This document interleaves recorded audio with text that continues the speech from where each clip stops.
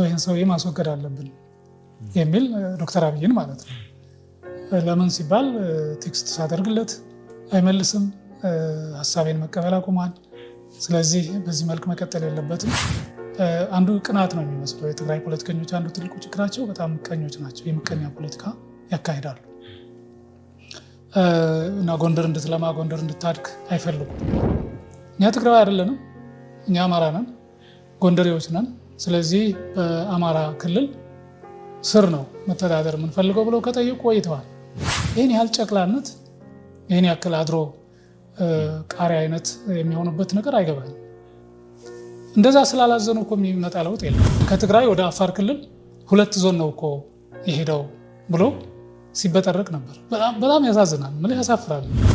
ይሄ ሁኔታ እያለ እንዴት ብሎ ፈቅዶ ለአፋር እንደሰጠ አሁን ድረስ ለእኔ ሚስጥር ነው። ምን ፈልገው፣ ምን አስበው፣ ምን ሁኔታ ውስጥ ነው? ያውም ለመቀሌ 30 ኪሎ ሜትር ቅርበት ላይ ያለ አትሊስት ትንሽም ገፋ አድርጎ መቀሌ ከአፋር ክልል ራቅ ያለ ርቀት እንዲኖረው አለማድረጉ አንድ ለነሱም ይታያቸው ምንጊዜም ወደ አማራ ክልል የሚመጣ ከሆነ ወይም ከአማራ ክልል የወሰዷቸውን ነው አጥብቀው መያዝ የሚፈልጉት። እነሱ እንዳይመለሱ ጥረት ያደርጋሉ። ወልቃይት ጠገዴ፣ ሰቲት ሁመራ አንድም ፋብሪካ ወይም ስም ያለው ትርጉም ያለው አምራች ኢንዱስትሪ የለም።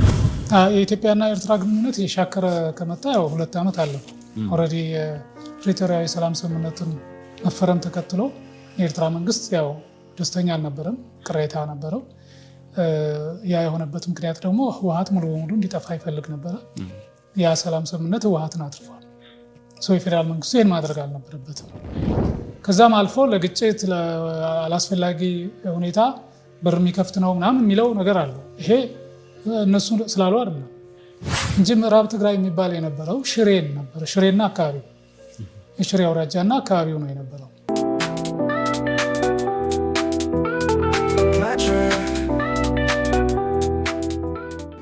እሺ ዶክተር፣ እንግዲህ ወደ ሁለተኛው ጥያቄያችን ወይም ደግሞ የዛሬ አጀንዳችን ስናልፍ እንግዲህ ከሰሞኑን በሸራተን አዲስ ሆቴል እንግዲህ ጎንደርን እንሞሽር በሚል ፕሮግራም መዘጋጀቱ ይታወሳልና በዛ ፕሮግራም ላይ በተለይ የወልቃይት ጠገዴ ሰቲት ሁመራ ዞን አስተዳደር ወደ 2.2 ሚሊዮን ብር ድጋፍ አድርጓል። እንግዲህ ለዚህ ለኮሪደር ልማት የሚውል በዛ በመድረኩ ላይ ግን ሲነሱ የነበሩ ሀሳቦች በተለይ ደግሞ የምዕራብ ትግራይን አካል እንግዲህ የአማራ ክልል እየተባለ እየተጠራ ነበር በመድረኩ ላይ የሚል ክስም አቅርቧል ህወሓት። ሌላኛው እንግዲህ በአማራ ክልል በተለይ ደግሞ ከአሚኮ ጀምሮ ሌሎች የአማራ ክልል ሚዲያዎች እንዲሁም ደግሞ የፌዴራል መንግስቱ ባለስልጣናትን ጨምሮ በተለይ የምዕራብ ትግራይ አካል የአማራ በማድረግ የፕሪቶሪያን ሰላም ስምምነት የሚጥስ ሀሳብ እየተነሳ ነው። በዚህ ምክንያት ወደ አስፈላጊ ግጭት ውስጥ የሚያስገባ ስለሚሆን በዚህ ጉዳይ ላይ ፌዴራል መንግስቱ እርምጃ ይወሰድልን አይነት ነገር ያዘለ እንግዲህ ህወሓትም አንስቷልና ምናልባት በዚህ ጉዳይ ላይ ምን አይነት ነገሮችን ይዞ ሊመጣ ይችላል? የተነሳው ሀሳብ እንዴት ያዩታል ዶክተር? እውነት ነው አሸበር። እንግዲህ የትነግ መግለጫ አዲስ አይደለም። እንደምታስታውሰው ከዚህ በፊትም አንስተነው እናውቃለንና የአማራ ሚዲያ ኮርፖሬሽን በአማራ ክልል የወልቃይት ጠገዴ ሰቲት ሁመራ ዞን ብሎ ሚሊሻዎች ሲመረቁ ወይም ታጣቂዎች ሰልጥነው ሲመረቁ የዘገበበት ሁኔታ ነበር። ከዛም በፊት እንደዚሁ የኢትዮጵያ ፕሬስ ድርጅት በተመሳሳይ አይነት ሁኔታ ዘግቦ ነበረ። በእያንዳንዱ ዘገባ ላይ መግለጫ ወጥቷል። የኮሚኒኬሽን ቢሮ የሚባለው የትግራይ ጊዜያዊ አስተዳደር የኮሚኒኬሽን ቢሮ እየተከታተለ መግለጫ ሲያወጣ የነበረበት ሁኔታ እንዳለ ይታወሳል። የትላንትናው ለየት የሚያደርገው የሚመስለኝ በካቢኔ ደረጃ ተወያይተው የካቢኔ አቋም አይነት ሆኖ የቀረበ ይመስለኛል። ትግራይ ክልል ጊዜያዊ አስተዳደር ካቢኔ የሚል አይነት ነው የሰማ ነው። እና ምልህ እኔ አንዳንዴ ለምን እውነታውን ለመጋፈጥ እና አንዳንዴ አይተም እንዳላየህም እኮ ዝም በማለት ራስህን መግዛት ያስፈልጋል። አንደኛ ነገር እንዳልከው ሚያዝያ 20 2017 ምሽት ጎንደርን እንሞሽራት የሚል የገቢ ማሰባሰቢያ ፕሮግራም ተካሂዶ ነበረ። በዚህ ፕሮግራም ላይ ፕሬዚዳንት ታዬ አጽቀሥላሴን ጨምሮ የሌሎቹም የፌዴሬሽን ምክር ቤት አፈጉባኤ፣ በሚኒስትር ደረጃ ያሉ የአማራ ተወካዮች ብቻ ሳይሆኑ የሌሎች ክልሎች ባለስልጣናትን ጭምር ነበሩ። ለምሳሌ እና ሙስጠፌ የሶማሊያው ክልል ፕሬዚዳንት አይቻቸዋለሁ እዛ ፕሮግራም ላይ። የሌሎችም ክልሎች አመራሮች ነበሩ። የአማራ ክልል ፕሬዚዳንትን ጨምሮ ሌሎች ከፍተኛ አመራሮች የተሳተፉበት፣ ባለሀብቶች፣ የሀገር ሽማግሌዎች፣ ሃይማኖት አባቶች የታደሙበት ፕሮግራም ነው የነበረው። በዚህ ፕሮግራም ላይ ባለሀብቶች አቅማቸው የፈቀደውን ያክል ለግሰዋል። ተቋማት እንደዚሁ ይሰጡ ነበረ። አካባቢዎችም የአካባቢ ማህበረሰብም እንደዚሁ በዚህ ገንዘብ ማሰባሰብ ሂደት ላይ አስተዋጽኦ አድርገዋል። ከነዚህ ውስጥ አንዱ የወልቃይት ጠገዴ ሰቲት ሁመራ ዞን አስተዳደር በየደረጃው ያሉ የአስተዳደሩ መዋቅር አመራሮች የዞኑን፣ የወረዳ፣ የቀበሌን ጨምሮ ይመስለኛል ገንዘብ አዋጥተው በአጠቃላይ ወደ 2.1 እና ከዛ በላይ ከ2.1 ሚሊዮን በላይ ብር መለገሳቸው ተዘግቦ ነበር ወይም እዛ ላይ ተነግሮ ነበር። ይሄ መነገሩ ለትነግ አልተዋጠለትም። አንደኛ ነገር ምዕራብ ትግራይ ሆኖ ሳለ ወልቃይት ጠገዴ ሰቲት ሁመራ ተብሎ መገለጹ አንገብግቦታል። ሁለተኛው በአማራ ክልል ተብሎ መገለጹ የማይመቸው የማይስማማበት ጉዳይ እንደሆነ ያው ደጋግሞ የገለጸው ነገር ነው። አዲስ ነገር አለ። ከዛም አልፎ ለግጭት ለአላስፈላጊ ሁኔታ በር የሚከፍት ነው ምናምን የሚለው ነገር አለ። ይሄ እነሱ ስላሉ አይደለም። የመጀመሪያው ነገር ይሄ አካባቢ እኮ ምዕራብ ትግራይ በሚል አይታወቅም ነበር ከ2008 2009 ከዛ በኋላ የመጣ ስያሜ ነው እንጂ ምዕራብ ትግራይ የሚባል የነበረው ሽሬን ነበር። ሽሬና አካባቢው የሽሬ አውራጃና አካባቢው ነው የነበረው። በእርግጥ እነዚህንም ያው እነሱ ወደዛ በኃይል ከወሰዱ በኋላ የምዕራብ ትግራይ ዞን አካል ነበሩ።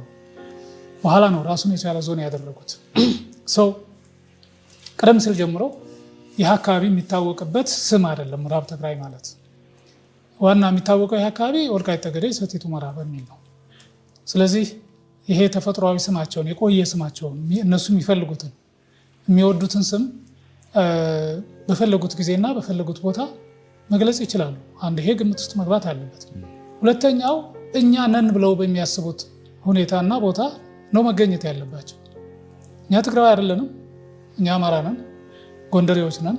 ስለዚህ በአማራ ክልል ስር ነው መተዳደር የምንፈልገው ብለው ከጠየቁ ቆይተዋል። ስንት መስዋዕትነት ተከፍሏል። ከ2006 2007 ጀምሮ የአማራ ማንነት ጥያቄ አንስተው እየታገሉ የመጡበት ሁኔታ ነው ያለው። በተለያየ ምክንያት የሰሜኑ ጦርነትም መሀል ላይ እንቅፋት ፈጥሮ ተራዘመ እንጂ እስካሁን ድረስ ፌዴሬሽን ምክር ቤት ውሳኔ ወስኖ የመጨረሻ እልባት የሚያገኝበት ጊዜ ነበረ ማለት ይቻላል። ስለዚህ ለምን ረዳችሁ ነው? ጎንደርን ለምን አገዛችሁ ነው?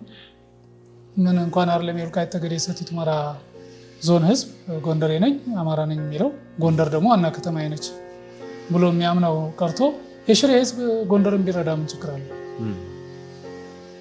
ከስሙ ነው ጠባቸው ወይስ በአማራ አሁን ያለው እውነታ ደግሞ እሱ ነው እኮ። አሁን ባለው ተጨባጭ ሁኔታ ወልቃይት ጠገዴ ሰቲት ሁመራ የሚባለው ዞን በአማራ ክልል ስር ነው ያለው። የአማራ ክልል ነው በጀት እየመደበ እያስተዳደረው ያለው። የስራ ግንኙነትን የዕለት ከዕለት የስራ አመራርና ግንኙነት ያለው ከአማራ ክልል ጋር ነው። ሰው በአማራ ክልል ተብሎ ስር ነው ተብሎ መጠቀሱ ምንድን ነው የሚገርመው? እና ምን ይባል በትግራይ ክልል እንዳይባል አይደለም። በትግራይ ክልል አይደለም ምዕራብ ትግራይ ብሎ ራሱ እንዳይሰይም አይፈልገውም፣ አይወደውም። መጀመሪያም ተጭኖበት እንጂ እሱ ስያሜ አይደለም። ምን ብሎ እንዲጠራ በየት ስር ሆኖ ነው ድጋፉን እያደረገ ያለው የሚለው እንዲገልጽ እንዳሰቡ አይገባ። እኔ አንዳንዴ ምን አይነት ሀሳብ እና አስተሳሰብ ነው ያላቸው? ይህን ያህል ጨቅላነት፣ ይህን ያክል አድሮ ቃሪያ አይነት የሚሆኑበት ነገር አይገባኝም። እንደዛ ስላላዘኑ እኮ የሚመጣ ለውጥ የለም። እንዳውም የልህ ይመስላል። ለምሳሌ ትላንትና ነው በትላንትና ዕለት ይመስለኛል የአማራ ኮሚኒኬሽን ቢሮ እዛው አሁንም በአማራ ክልል የወልቃይት ጠገዴ ሰቲት ሁመራ ሁመራ ከተማ ይመስለኛል የኮብልስቶን መንገድ ስራዎች ተከናወኑ የሚል በፎቶ አስደግፎ ዘገባውን አጠናክሮ የቀጠለበት ሁኔታ አለ። እንግዲህ ለዚህም አሁን ደግሞ መግለጫ ሊሰጡ ነው እምልህ። አንዳንዴ በትልቁ ማሰብ በትልቁ መመልከት ቢቻል ምን አለበት? ትግራይ ክልል እኮ ትልቅ ክልል እኮ ነው። በእርግጥ ቀላል አይደለም ለነሱ። ምክንያቱም 40% የሚሆነውን የትግራይ መሬት ነው ወራሪዎች የቀሙን ወደ ትግራይ መመለስ አለበት ምናምን የሚሉት። በሌላ አነጋገር የትግራይን አሁን ካለው የትግራይን ከነበረው 40% የሚሆነውን ዘርፈው ነበር፣ በኃይል ወስደው እንደነበር ያሳያል። ቀረብን የሚሉት 40% ነው የተወረረብን የሚሉት እኮ እነሱ ወረውት የነበረው እነሱ በኃይል ይዘውት የነበረው አካባቢ ነው። ወልቃይት ጠገዴ፣ ሰቲት ሁመራ፣ ጠለምት እና ራያ ማለት ነው። አንዳንዶቹ ደግሞ በጣም ለራሳቸው ሲሆን አጋነው ውሸቱንም ጭምር ጨማምረው የሚሄዱበት ደግሞ ነገር አለ። በቅርቡ ተደጋግሞ ቫይራል ሆኖ ነበር። እንትም ላይ ያየሁት ቲክቶክም ላይ የዛራ ሚዲያ አዘጋጅ ስታሊን ገብረስላሴ ከትግራይ ወደ አፋር ክልል 2 ዞን ነው እኮ የሄደው ብሎ ሲበጠረቅ ነበር። በጣም ያሳዝናል። ምን ያሳፍራል። አንደኛ ከትግራይ ወደ አፋር ክልል የሄዱት 2 ወይ 3 ወረዳዎች ናቸው ይታወቃሉ እኮ አብዓላ እና ከዳሎል አካባቢ የተወሰነ 2 ወረዳዎች ይመስሉኛል በዛ እና በአጠቃላይ ብቻ 3 ወይም በጣም ቢበዛ 4 ወረዳ ሊሆኑ ይችላሉ። 4 ወረዳ ነው ማክሲመም 4 ወረዳ ነው ብለን ብንወስድ አንድ ዞን እንኳን አይሆንም። ከየት አመጣው ሌላኛውን ዞን? 2 ዞን ብሎ በድፍረት ሲናገር ትንሽ አለማፈሩ ነው። መረጃ ሊኖረው ይገባል። ዝም ብለህ በአንድ ነገር ላይ ስታወራ ስትናገር እንዲሁ ዝም ብለህ በስሜትና በፍላጎት መሆን የለበትም። ወደ አፋር ክልል የሄዱ 3 ወረዳዎች እኔም አውቃቸው፣ 4ኛ ካለ ስሙን ለጊዜው የማላውቀው ሊኖር ይችላል። ማክሲመም 4 ወረዳ ነው ብለን ልንወስድ እንችላለን። ከዛ ውጭ ግን አብዛኛው የአፋር ክልል ግዛት አሁን አካል የሆነው ከወሎ የሄደ ነው። የድሮ አውሳ አውራጃ የሚባል በጣም ትልቅ አውራጃ በስሩ ብዙ ወረዳዎች የነበሩት አካባቢ ነው። ስለዚህ የአውሳ አውራጃ እስከ አሰብ ድረስ የሚያዋስን የነበረ አሳይታን የአውራጃው ዋና ማዕከል አድርጎ ሰፊ ግዛት የነበረ አካባቢ ነው። ስለዚህ እንደው የሚበዛው ከወሎ ክፍለ ሀገር የሄደው ነው ብለህ ልትወስድ ትችላለህ። ሌላው ከሸዋ ይሄዳል፣ የተወሰኑ ወረዳዎች አሉ። ኢቨን ከሀረርጌ የመጡ የተወሰኑ ወረዳዎች አሉ። ስለዚህ አፋር ክልል የተቋቋመው እውነት ነው ከትግራይም የተወሰኑ ወረዳዎች አሉ። አሁን መጋሌ፣ አብዓላ እና በዳሎል በኩል የተወሰነ ወረዳ አለ። እነዚህን ያካትታል። ከወሎ ደግሞ አውሳ አውራጃ የሚባለውን ሰፊ ግዛት የሚያካትት አሁን የክልሉ ዋና ከተማ የሚገኝበት ሰመራ እና አካባቢውን፣ ዶብቲ፣ አሳይታ የመሳሰሉት በስፋት የያዘ ነው። ከሸዋም የተወሰኑ ወረዳዎች እና አዋሽ ፈንታሌ ምናምን የሚባሉ የሚጠሩ ወረዳዎች አሉ ወደ አፋር ክልል ያሉ፣ ከሀረርጌም የመጡ ናቸው። ስለዚህ ትግራይ ክልል ልክ 2 ዞን እንደሰጠ እንዳዋጣ አድርጎ መግለጽ ስህተት ነው፣ ውሸት ነው። ይሄ መታረም ያለበት እግረ መንገዱን ይመስለኛል። ዞሮ ዞሮ ግን እንደዛ ማነጻጸሪያ መሆን የለበትም። ከትግራይ ክልል ወደ አፋር ክልል የተካተቱት አፋር ስለሆኑ ነው። አፋር ስለሆኑ ሳይወድ በግድ ነው እንጂ ስልጣኑ እኮ በእጁ ነበር። ያኔ የህወሓት የበላይነት ነበር አይደል? ማን አስገድዶት ነው በትግራይ ክፍለ ሀገር ስር የነበሩ ወረዳዎች ወደ አፋር ክልል እንዲካተቱ የፈቀደው? ኢቨን ሌላው ቀርቶ እኔ በጣም የሚገርመኝ ነገር የአብዓላ የምትባል ወረዳ ወይም ከተማዋ ሸኸት የምትባል በድሮ አሁን አብዓላ ነው ከተማውም የወረዳውም ስም አብዓላ ነው የተባለው። እሱ ከመቀሌ 35 ወይም 40 ኪሎ ሜትር ርቀት ላይ ነው ያለው እና ትግርኛ ተናጋሪዎችም አሉበት። በእርግጥ እዚህ አብዓላ የሚባለው ወረዳ ላይ የተወሰኑ ቀበሌዎች ከተማውም ውስጥ ገጠሩም ላይ የትግርኛ ተናጋሪዎች እንዳሉ ይታወቃል። ይሄ ሁኔታ እያለ እንዴት ብሎ ፈቅዶ ለአፋር እንደሰጠ አሁን ድረስ ለእኔ ሚስጥር ነው። ምን ፈልገው ምን አስበው ምን ሁኔታ ውስጥ ነው? ያውም ለመቀሌ 30 ኪሎ ሜትር ቅርበት ላይ ያለ አትሊስት ትንሽም ገፋ አድርጎ መቀሌ ከአፋር ክልል ራቅ ያለ ርቀት እንዲኖረው አለማድረጉ አንድ። ሁለተኛ አብዓላ የተሻለ ለምነት ያለው ወረዳ ነው። ከአፋር ክልል ወረዳዎች በጣም የተሻለ ለም የሆነ የአየር ንብረቱ ወይና ደጋ አይነት የሚባል የውሃ ሀብትም የተሻለ ያለው ሜዳማ የሆነ መሬት ያለበት ነው። ለእርሻ ስራ፣ ለአትክልትና ፍራፍሬ፣ ለከብት እርባታ በጣም የተመቸ አካባቢ ነው እና ያን አሳልፎ ሲሰጥ ምን ታሳቢ አድርጎ ነው የሚል ጥያቄ ይነሳል። ይሄ የሆነበት ምክንያት ይመስለኛል አንደኛ ያኔ የአፋር ክልል ሲቋቋም የአፋር ክልል እንዲመሩ የሄዱት የህወሓት ታጋዮች የነበሩ ናቸው። እስማኤል አሊ ሴሮ ማለት የህወሓት ታጋይ የነበረ ነው። ሀጂ ስዩም የሚባል የሰላምና ጸጥታ ቢሮ ኃላፊ የነበረ ሰው አፈ ጉባኤም የነበረ ሌላው የህወሓት ታጋይ የነበሩ ናቸው። ትግርኛ ተናጋሪዎችም ናቸው። ስለዚህ አባላን ወሰድን አልወሰድን ወይም እነዛን ወደ አፋር ክልል እንዳይካተቱ አደረግን አላደረግን ለውጥ አያመጣም የሚል እሳቤ የነበራቸው ይመስለኛል። በፈለጉ ሰዓትም ማካተት እንደሚችሉ ታሳቢ አድርገው ነው። ከዛ ባሻገር ግን በእነዚህ ታጋዮቻቸው አማካኝነት መላው አፋርን እየመሩ ነበር። እስከ ቅርብ ጊዜ ድረስ እኮ አፋርን ያው ኦልሞስት የትግራይን ፍላጎት ወይም የህወሓትን ፍላጎት የሚያስፈጽሙ የነበሩ አመራሮች የነበሩበት ነው። ሰው በዛ ምክንያት ለምን አንድ ምሳሌ ልንገርህ። አፍዴራ የሚባል ሐይቅ አለ፣ ጨው የሚመረትበት እና ከአፍዴራ ሐይቅ ውስጥ የሚያመርቱ ሰዎች 95 በመቶ የትግራይ ተወላጆች ነበሩ። አንደኛው ደግሞ የነሱ ጨው አምራች ኩባንያ ነበር። የኢፈርት አካል የሆነ ጨው አምራች ኩባንያ ነው። አብዛኛውን እሱ ነው ይዞት የነበረው። ሌሎቹ ደግሞ የትግራይ ተወላጅ ባለሀብቶች ናቸው። ሰው 5 በመቶ ብቻ ናቸው አፋሮች ወይም ምናልባት አማራም ካለ እዛ ጨው ማምረት ውስጥ ተሳትፎ የነበረው። ስለዚህ ምን ገዷቸው? ሰመራ ያሉ ትላልቅ ሆቴሎች ወይም ትላልቅ ተቋማት የትግራይ ተወላጆች ናቸው። እንደፈለጉ ናቸው እንትን የሚያደርጉት። የአፋር ክልል ቢሮዎች አብዛኛዎቹ የመንግስት ሰራተኞች የትግራይ ተወላጆች ነበሩ። በተለይ በኃላፊነት ደረጃ የነበሩት። በቁጥር ታችኛው ሰራተኛው አማራ ይበዛ ነበር። አንድ ጊዜ ለጥናት ይቼ ነበር እና ከቢሮ ኃላፊዎች ቀጥሎ ያሉ ኃላፊነቶች የትግራይ ተወላጅ ናቸው የሚይዟቸው የነበሩት። ሰው በቀጥታም ሆነ በተዘዋዋሪ ይቆጣጠሩት ስለነበር የአፋር ክልል እነዚህ ወደ አፋር ክልል የተካተቱ ወረዳዎች ለትግራይ አያጎሉም ነበር ማለት ነው። ለነሱም ይታያቸው ምንጊዜም ወደ አማራ ክልል የሚመጣ ከሆነ ወይም ከአማራ ክልል የወሰዷቸውን ነው አጥብቀው መያዝ የሚፈልጉት።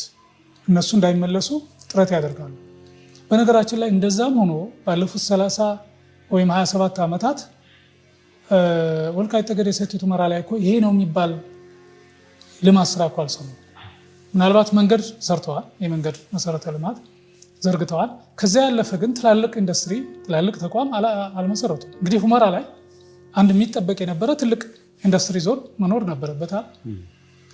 አድዋ ላይ እንዳሉ ፋብሪካዎች፣ አዲግራት ላይ፣ መቀሌ ዙሪያ እንዳሉት ፋብሪካዎች ወልቃይት ጠገዴ ሰቲት ሁመራ አንድም ፋብሪካ ወይም ስም ያለው ትርጉም ያለው አምራች ኢንዱስትሪ የለም። ከዛ ይልቅ ለውጭ ምንዛሬ የሚያስገኝ የሰሊጥና የቅባት እህሎችን በአጠቃላይ ማሽላን እና ዘንጋዳን ጨምሮ በስፋት ያመርታሉ። ህይወት እርሻ ልማት ብለው አንድ ትልቅ ኩባንያ ያላቸው በእሱ አማካይነት ይዘርፋሉ። የትግራይ ባለሀብቶች እዛ ሙሉ በሙሉ አካባቢን ተቆጣጥረው ሲዘርፉት ነው የኖሩት።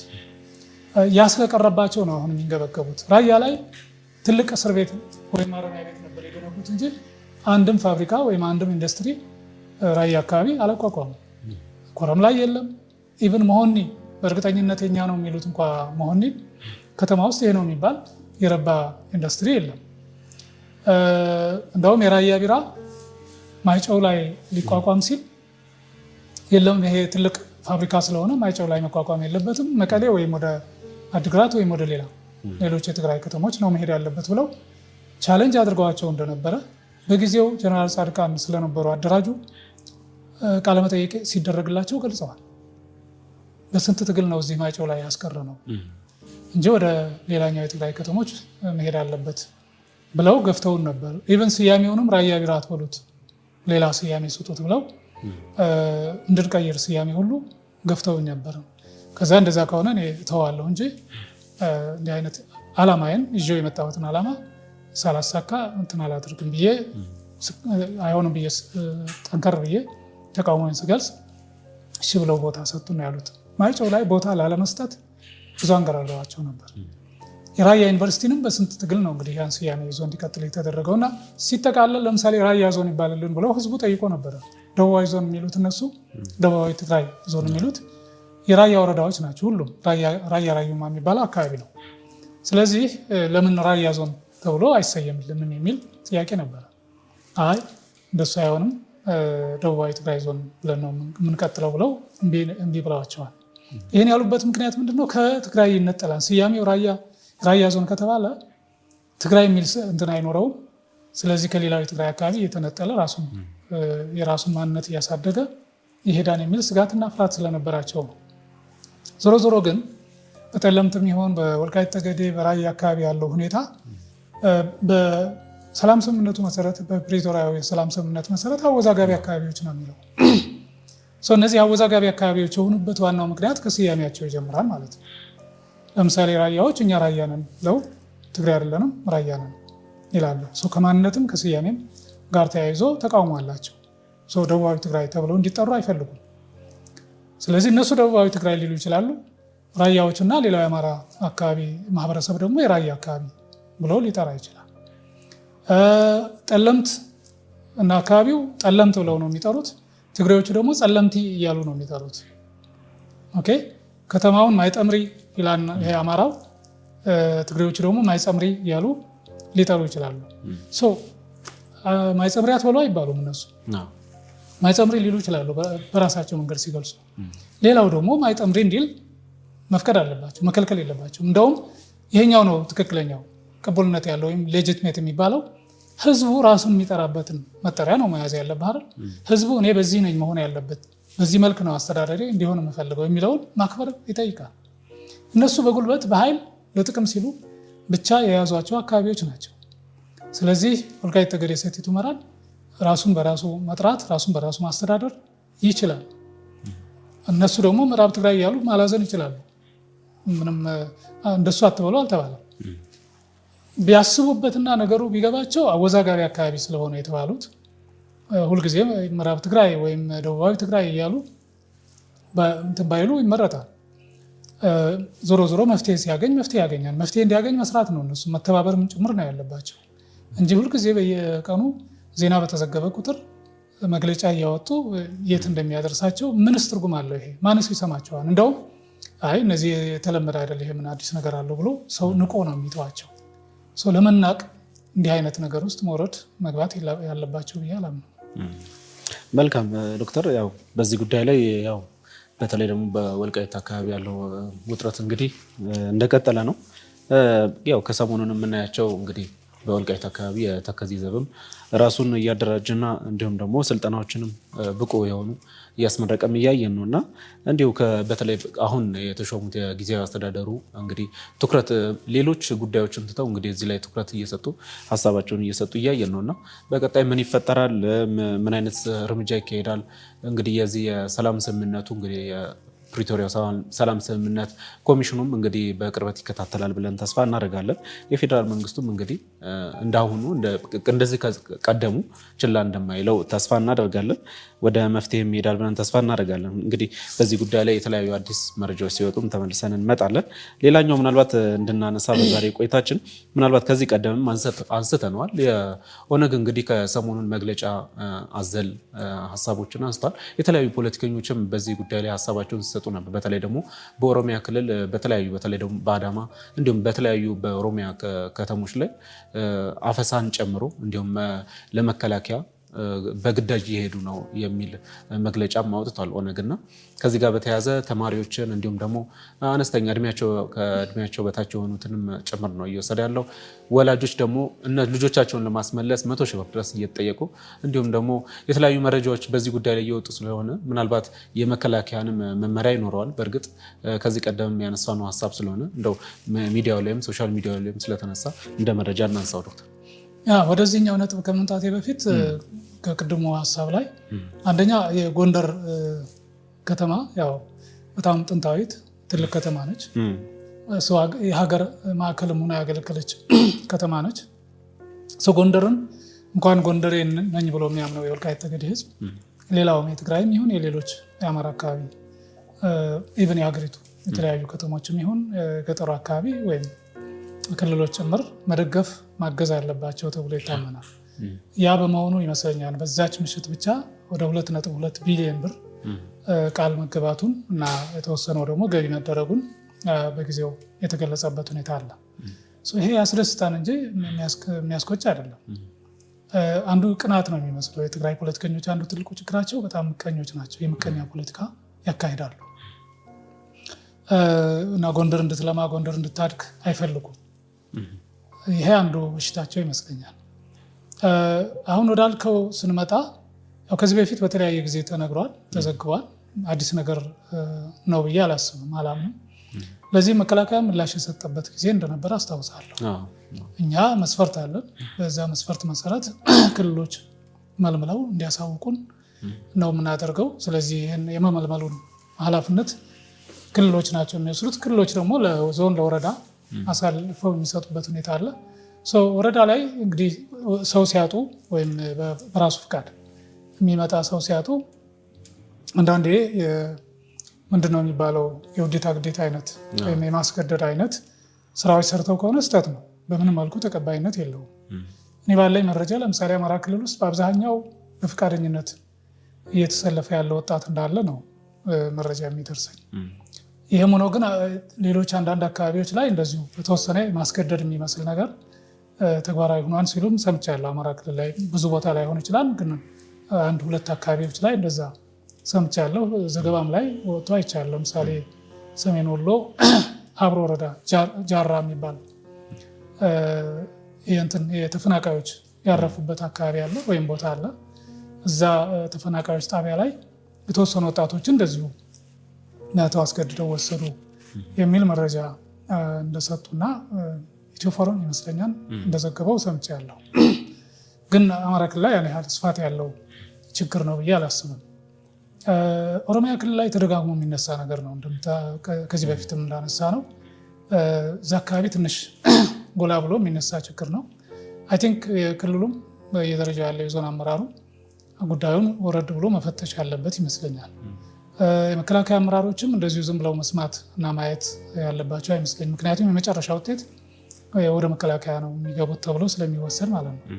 ሁለት ነገር ነው እየተነሳበት ያለው። አንደኛው ከእድሜ አንጻር የ13፣ የ14፣ 15 ዓመት እድሜ ህፃናትም ጭምር ናቸው የተመለመሉ ወይም በግዳጅም እየተወሰዱ ያሉት የሚል ቅሬታና ክስ ነው ያለው።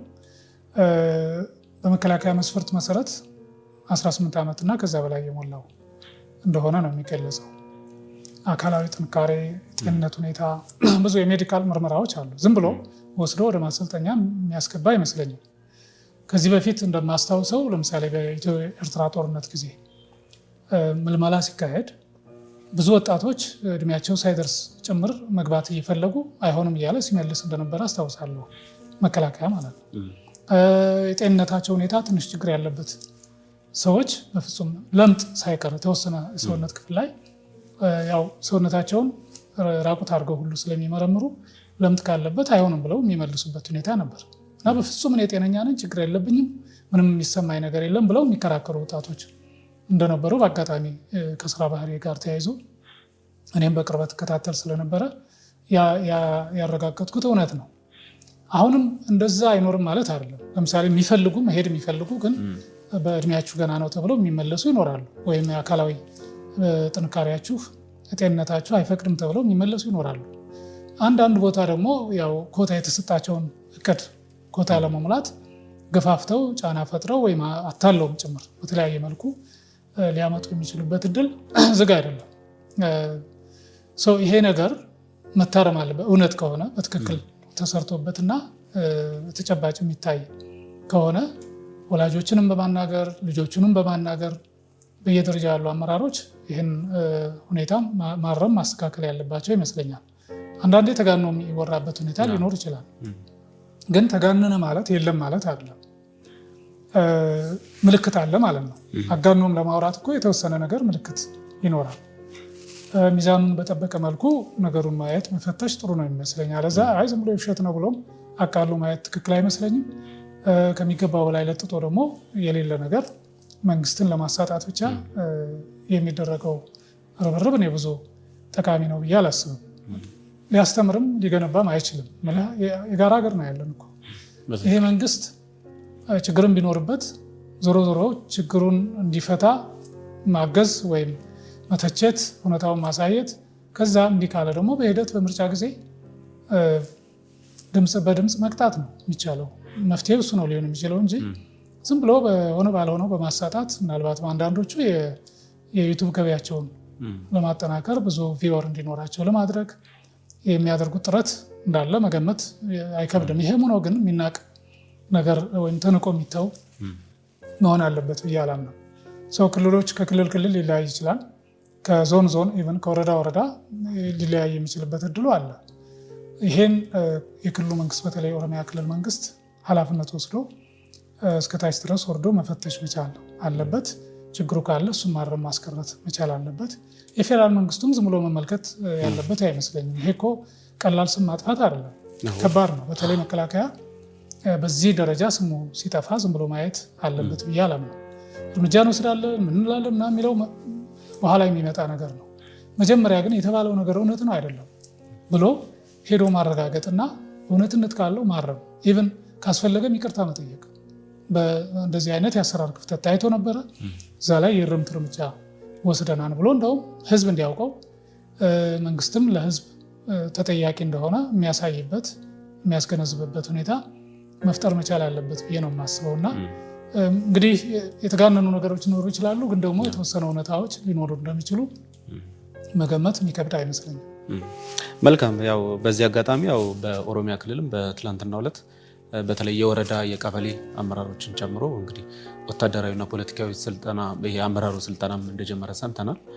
እንግዲህ ይበል የሚያሰኙ እንግዲህ መፍትሄዎችን ይሰጣል ብለን መከላከያም እንዲሁም ደግሞ የኦሮሚያ ክልል መንግስትም ምላሽ ይሰጣል ብለን ተስፋ እናደርጋለን። ሌላኛው እንደው በመጨረሻ ዛሬ አንስተን እንድንወጣ በተለይ ከሰሞኑን የኤርትራ መንግስት እኛም በተደጋጋሚ ያነሳ ነው ሀሳብ ስለነበረ እንግዲህ ክስ እያቀረበች ነው ኢትዮጵያ ላይ ነው። በተለይ ደግሞ አሰብን በተመለከተ አጠቃላይ በተለይ የአብን መግለጫንም ጨምሮ በተለይ የኮሚኒኬሽን ክፍሉ የማነ ገብረ መስቀል እንግዲህ ያነሷቸው ነጥቦች አሉ። ክስ ነው ያቀረቡት። ይሄ ነገር አያምርም አይነት ነገር ነው እና ግንኙነቱን እንግዲህ የኢትዮጵያና የኤርትራን ግንኙነት እንግዲህ እየሻከረ መምጣቱን የሚያሳይ ነው የሚሉ ብዙ ሰዎችም ብዙ አስተያየት ሰጪዎችም እያነሱ ነው እና ይህን ጉዳይ እናንሳና የዛሬውን ፕሮግራማችን እናጠቃለን። የኢትዮጵያና ኤርትራ ግንኙነት የሻከረ ከመጣ ያው 2 ዓመት አለው። ኦልሬዲ የፕሪቶሪያ የሰላም ስምምነትን መፈረም ተከትሎ የኤርትራ መንግስት ያው ደስተኛ አልነበረም፣ ቅሬታ ነበረው። ያ የሆነበት ምክንያት ደግሞ ህወሓት ሙሉ በሙሉ እንዲጠፋ ይፈልግ ነበረ። ያ ሰላም ስምምነት ህወሓትን አጥፏል። የፌዴራል መንግስቱ ይህን ማድረግ አልነበረበትም። ህወሓትን ማጥፋት እንችል ነበረ ተባብረን የሚል አቋም ስለነበረው ነው። ከዛ በኋላ እንግዲህ የተለያዩ መገለጫዎች ይኖራሉ። የባህር በር ጉዳይ አጀንዳ ሆኖ ሲመጣ የበለጠ የኤርትራ መንግስት እየተከፋ የመጣበት ለዛ የሚሆን አጸፋዊ መልስ በየጊዜው በአቶ የማነ ገብረአብ በኩል የማስታወቂያ ሚኒስትራቸው በኤክስ ገጻቸውም በተለያዩ ሚዲያዎች የሚገልጹበት ሁኔታ እያንዳንዷን ነገር እየተከታተሉ ማስተባበያ የሚሰጡበት ሁኔታ አለ። አንዳንዱ አገላለጻቸው ትንሽ ጠንከር ያለ ስድብም ጭምር የሚታይበት አይነት ሁኔታ ነው። የኢትዮጵያ ፖለቲከኞች ዝም ብለው ነው እንትን የሚሉት ምናምን አይነት ማይሆን ማይሳካላቸውን ብሎ የሚገልጽበት ነገር አለው። ሰሞኑን በኤርትራ ላይ ብቻ ሳይሆን በሀገር ውስጥም ባሉ ሚዲያዎችም የፖለቲካ ሰዎችም ጭምር አነጋጋሪ ሆኖ ወጥቶ የነበረው የአብን መግለጫ ነው። አብን እንደምታስታውሰው ከአንድ 10 ቀን በፊት ጉባኤ አካሂዷል። ጉባኤ አካሂዶ በአዲስ መልክ አመራሮችን መርጧን የነበሩትን ማስቀጥሏል። ያን ተከትሎ ስራ አስፈጻሚው ተሰብስቦ ከተወያየ በኋላ መግለጫ ወጥቶ ነበር እና መግለጫው ላይ ትንሽ ትኩረት ስቦ የነበረው አንደኛ የኤርትራን ሀገርነት ጥያቄ ውስጥ ያስገባ መግለጫ ነበር። አላግባብ ነው ኤርትራ የተገነጠለችው። የኢትዮጵያ ሕዝብ ሆነ ሌሎች የኢትዮጵያ ፖለቲከኞች የሆነ ሀሳብ ሳይኖራቸው ወይም ለምን የሚል ጥያቄ እንኳ ሳያንጸባርቁ በተወሰኑ የኢህአዴግ መሪዎች አማካኝነት የተፈጸመ ስለሆነ ህጋዊነቱ ራሱ ጥያቄ የሚያስነሳ ነው። ስለዚህ የኤርትራ ጉዳይ በቀጣይ በደንብ መታየት ያለበት አይነት የሚል ሀሳብ አለው። ሁለተኛው እና አንዱ ትኩረት እንዲስብ አድርጎት የነበረው ሌሎችንም ይወርፋል፣ ሌሎችንም ይተቻን። በተለይ የሰላም ጠንቅ የሆኑ በተለያየ መልኩ እንቅፋት የሆኑ የመሳሰሉ እያለ ይተችና የፌዴራል መንግስቱን ግን አይተችም። ወይም የፌዴራል መንግስቱ በጀመረው መልኩ በሰላም ነገሩን በውይይት መፍታት አለበት የሚል ፌዴራል መንግስቱ ላይ ጠንከር ያለ ትችት አልሰነዘረም። ሰው እንደ ተቃዋሚ ፓርቲ በተለይ ደግሞ የአማራ ክልል በጦርነት ውስጥ ነው አሁን ያለው ባለፉት 2 ዓመታት ያን ዋናኛ ማህበራዊ መሰረቱ አድርጎ የሚወስድ ፓርቲ እንዴት እዚህ ላይ ጠንከር ያለ ትችት ፌዴራል መንግስቱ ላይ አልሰነዘረም የሚል ጥያቄዎች ያነሳሉ። በተለያየ መልኩ ግን ታጣቂዎችን ተችቷል። ፋኖችን አካባቢውን ሰላም ያሳጡ፣ ሰው ሰርቶ እንዳይኖር፣ ገበሬውም አርሶ እንዳይበላ የመሳሰሉት እያደረጉ ያሉ መንግስት ስራም ይሁን በተለይ መምህራን ላይ የተወሰደ ያለው እርምጃ በደንብ አንስቶ የተቸበት ሁኔታ አለ። ሰው እነዚህ አካላት የአማራን ህዝብ ጥያቄ የአማራን ህዝብ መብትና ጥቅም አንስተው ነው የታገሉ ያሉትና በቀጥታ እንኳ ባይደግፍ ቢያንስ እንደዚህ አይነት ጠንከር ያለ ትችት እነሱ ላይ ማውረድ ነበረበት ወይ የሚል እንትን አላቸው። ቅሬታ ወይም ጥያቄ ያላቸው ወገኖች አሉ። ከነዚህ አንዱ እና ሲሪየስ የሆነ ትችት የሰነዘረው በአብን መግለጫ ላይ አቶ አንዳርጋቸው ጽጌ ነው። አቶ አንዳርጋቸው ጽጌ በሁለቱም መልኩ ኤርትራንም በዛ መልክ እንዴት ይገልጻሉ የሚል ትችት አለው። አንደኛ እንደምታውቀው ያው አቶ አንዳርጋቸው ጽጌ የአቶ ኢሳያስ አፈወርቂ ወዳጅ ናቸው። ቀደም ሲል በነበረው የትጥቅ ትግል ወቅትም ኤርትራ እየተመላለሱ ይመሩ ነበረ። ከዛም በኋላ አሁንም ወዳጅነታቸው እንደቀጠለ እንደሆነ በተለያየ መልኩ ይገለጻል። ሰው ያን ኤርትራ ላይ እንደዚህ አይነት አቋም እንዴት አብን ይይዛን የሚል ጠንከር ያለ ትችት አላቸው። ሰው የኤርትራን ነፃነት የኤርትራን ሉዓላዊነት የሚጋፋ አቋም ነው አይነት ሀሳብ ነው ያላቸው። ሁለተኛው ፋኖች ላይ በዛ ደረጃ መተቸቱ ራሱ ያው የውስጥ ባሪያ ነው ያለው መሰለኝ። እንደውም የውስጥ ባሪያ ሆኖ እያገለገለ ያለ ፓርቲ ነው አብን የሚል ጠንከር ያለ ትችት የሰነዘሩበት ሁኔታ አለ። ይሄን ተከትሎ የአብን አመራሮች ምላሽ ሰጥተዋል። አንደኛው ሊቀመንበሩ ዶክተር በለጠ ሞላ ያን በሚያስተባብልና የነዛን ተቺዎች ማንነት በሚያጋልጥ መልኩ የተቹበት እኛ የምንወክለው ህዝብ አለን፣ የምንደግፈው የትግል ሂደት እና የምንከተለው አዲስ ስልት አለን። እሱን መሰረት አድርገን መንግስት ሰላማዊ በሆነ መንገድ ችግሩን እንዲፈታ ግፊት እናደርጋለን፣ ከእሱ ጋር ተባብረን እንሰራለን የሚል አይነት እነዛን በደንብ የሚተች ሀሳብ የሰነዘሩበት ሁኔታ አለ። ሁለተኛው የአብን የአደረጃጀት ወይም እንደዚህ ኃላፊ ይመስሉኛል አቶ ጋሻው መርሻ የሰጡት ምላሽ አለ በግል የፌስቡክ ገጻቸው።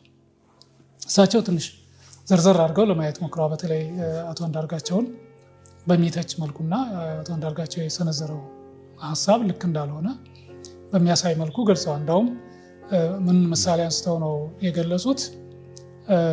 ዶክተር አብይ ወደ ስልጣን እንደመጡ ትንሽ ጊዜ በኋላ አብንም ተመስርቶ ስራ እንቅስቃሴ እየተደረገ በነበረበት ወቅት አንድ የስልክ ደውሎ ላገኛችሁ ፈልጋለሁ ብሎ አያት ኤጀንሲ ሆቴል አገኘን። ዶክተር በለጠ ሞላ፣ ጋሻው መርሻና ማነው አንድ ሌላ የሱፍ ኢብራሂም ሁነን አገኘ ነው። በጣም አስቸኳይ ስለነበር ፈልጋችኋለሁ፣ ምን አዲስ ነገር ተፈጥሮ ነው ምንድነው ብለን ስንጠይቀው ይህ ሰውዬ ያበላሸ ነው፣ ችግር እየፈጠረ ነው፣ ይህን ሰውዬ ማስወገድ አለብን የሚል ዶክተር አብይን ማለት ነው። ለምን ሲባል ቴክስት ሳደርግለት አይመልስም፣ ሀሳቤን መቀበል አቁሟል፣ ስለዚህ በዚህ መልክ መቀጠል የለበትም፣ እናንተም ጠንክራችሁ እንትን ማድረግ አለብን የሚል አይነት ይሄ ብቻ ወደዛ ሊያስኬድ ይችላል። ለአንተ ጥያቄ ስላልመለሰ ወይም ለአንተ ሀሳብ ስላልደገፈ ነው ወይ እንደዛ መሆን ያለበት አልነው ይላል። እሱ እንግዲህ በጊዜው የተነጋገሩትን ሁለቱ ናቸው የሚያውቁት። ሰው በዚህና በመሳሰሉት እንደውም ኤርትራ ከጎናችን ይሆናል፣ ህዝብ በቀላሉ ማነሳሳት ይችላሉ እነሱም፣ እኛም ህዝባችንን አነሳስተን አብይን ከስልጣን ማስወገድ አለብን የሚል ምክር ሀሳብ ይዞ የቀረበበት ሁኔታ ነበር። ይሄ ትክክል እንዳልሆነ አሁን ባለው ሁኔታ ወደዛ የሚያደርስ ነገር አልገጠመንም፣ አልሆነም ብለን ተለያየን በሚል መልክ እንግዲህ አንዳርጋቸውን ለማጋለጥ ወይም አንዳርጋቸውን በዛ መልክ ለማሳጣት የተሞከረበት ሁኔታ አለ። ለምን እስከዛሬ ዝም ብለው አሁን አንዳርጋቸው ሲተች ነው ወይ ይሄ ሚስጥር መውጣት ያለበት? ቀደም ሲል ጀምሮ ይሄ ሰው አንተ አይጠቅምህም ብለው ኢቭን ለዶክተር አብይም እንዲህ አይነት ሀሳብና ሴራ እየተነሰሰ ያለ ሰው ነው ብለው ከዚህ በፊት አላጋለጡ። ሲነኩ ብቻ ነው ወይ አንድ ነገር ለዛ ምላሽ መስጠት አንድ ነገር ነው። ግን አንተ እኮ እንዲህ ነህ እንደውም ብሎ መተቸቱ ወይም በዛ መልክ ማቅረቡ ምን ያህሉ ይቀበለዋል? ምን ያህልስ በእውነት ላይ የተመሰረተ ነው የሚል ጥያቄዎች ያስነሳል። ዞሮ ዞሮ ግን አንዱ የታዘብኩት ነገር እኔ ዶክተር በለጠ ሞላም እንደገለጸው መግለጫችን ግቡን መጥቷል፣ ስራውን ሰርቷል የሚል እንትን ያለው ሲያጠቃልል እንደተባለውም ብዙ አነጋግሯል። የማህበራዊ ሚዲያ ሰዎችም ተወያይተውበታል። እንግዲህ አሉ የሚባሉት አሁን ኢትዮ ፎረም በደንብ ሰርቶበታል ፕሮግራም። እነ ኤርሚያስ ለገሰም በአዎንታዊም በተለያየ መልኩም የገለጹበት ሁኔታ አለ። ሌሎችም ማህበራዊ ሚዲያው ላይ አክቲቭ የሆኑ የሚዲያ ሰዎችም ተንታኞችም በተለያየ መልኩ የትግራይ ኢቭን በትግርኛ ወይም ማለት የትግራይ ተወላጅ የሆኑ ማህበራዊ ሚዲያ አዘጋጆችም ጭምር አጀንዳ አድርገው የተወያዩበት መሆኑን መመልከት ትችላለህ። ስለዚህ ያ መግለጫ መልእክት አስተላልፏል ማለት ነው። የሚጠብቁት ነገር አጥተዋን እዛ መግለጫ ውስጥ ያልጠበቁት ነገር ተካቶ መጥቷል ማለት ነው። ስለዚህ ትኩረትን የሳበበት አጋጣሚ አለ። ይሄን መነቃቃት ተጠቅሞ አብን የተሻለ ስራ መስራት አሁን ከፈለገ ወደ ሚዲያውም ሽፋን እያገኘ የመጣበት ትንሽ መሀል ላይ ጠፍቶ ነበር። ሚዲያም ላይ ጠፍቶ የነበረበት ሁኔታ አለ። አሁን ግን ይሄን ሙቀት ይሄን መነቃቃት ተጠቅመው ካወቁበት ወደ ተሻለ ነገር መቀየር የሚችሉበት እድል አለ። ካላወቁበት ደግሞ ቀላል ማሳጣት አይደለም፣ በደንብ መታየት ያለበት ነገር ይመስለኛል። አይ ቲንክ ይሄን ማለት የሚቻለው። መልካም ዶክተር እናመሰግናለን። ያው በዚህ የኤርትራ ጉዳይ እንግዲህ ከዚህ በኋላም የሚቀጥሉ አጀንዳዎች ይኖራሉ ብለን ተስፋ እናደርጋለን። ሌሎች መረጃዎችንም ጫክለንበት በቀጣይ ክፍል ተመልሰን እንገናኛለን። ዛሬ ግን አብረውን ስለነበረው አመሰግናለሁ። እኔም አመሰግናለሁ። ውድ ተመልካቾቻችን የዛሬውን ፕሮግራማችንን ያያችሁትን ይመስላል። አብራችሁን ስለነበራችሁ እጅግ አድርገን እናመሰግናለን። ቤተሰብ ያልሆናችሁ ላይክ፣ ሰብስክራይብ፣ ሼር በማድረግ ይህን መረጃ ደግሞ ላልደረሳችሁ እንድታደርሱ በዚህ አጋጣሚ እየተናገርን ሀሳብ አስተያየት፣ እንዲሁም ደግሞ ጥቆማ ካላችሁ ደግሞ በስር በምትመለከቱት ስልክ ቁጥር አድርሱን። እኛም መልሰን ወደ እናንተ እናደርሳለን። አብራችሁን ስለነበራችሁ እያመሰገንን የዛሬውን ፕሮግራም አበቃን። መልካም ጊዜ ይሆንላችሁ።